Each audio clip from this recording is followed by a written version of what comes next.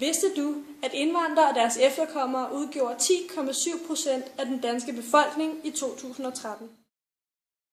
Nasser Khader mor er lige kommet til Danmark, men har rigtig svært ved at lære dansk, fordi hun er analfabet. Derfor bliver det svært for hende både at få en uddannelse og arbejde. Roya er også lige kommet til Danmark, men har bedre muligheder for at tage uddannelse, få et arbejde og blive godt integreret, fordi hun ikke er analfabet. Begge to skal nu forsøge at lære at begå sig i den danske kultur. For at kunne det, er uddannelse vigtigt. Vidste du, at uddannelsesfrekvensen for efterkommere af indvandrere er 91%, når man er 16 år, og 21%, når man er 24 år, mens den for etniske danskere er 94% og falder til 30%. Nå, det går vist ikke så godt for Nasser Khaders mor. Til gengæld går det strygende for Roya. Vidste du, at uddannelsesfrekvensen for folk, der er indvandret i alderen 0-14 år, er 29%, mens den for folk, der er indvandret som 15-24-årige, kun er 13%?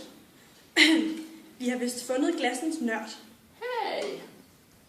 Nå, vidste du så, at hele 44% af 25-årige indvandrere fra ikke-vestlige lande hverken er i arbejde eller under uddannelse? Så blev vi så meget klogere. Men selvom uddannelse og arbejde er meget vigtigt for at blive integreret, har det sociale også en stor betydning. Roya har nu fået et arbejde, hvor hun kan snakke med sine kollegaer. Men Nasser Khaders mor kan ikke sproget, og kan derfor ikke blive en del af nogen danske fællesskaber. For at lære at kunne begå sig i den danske kultur, lærer Roya meget ved at observere hendes kollegaer. Nasser Khaders mor kan dog ikke rigtig blive integreret. Slut for fanden.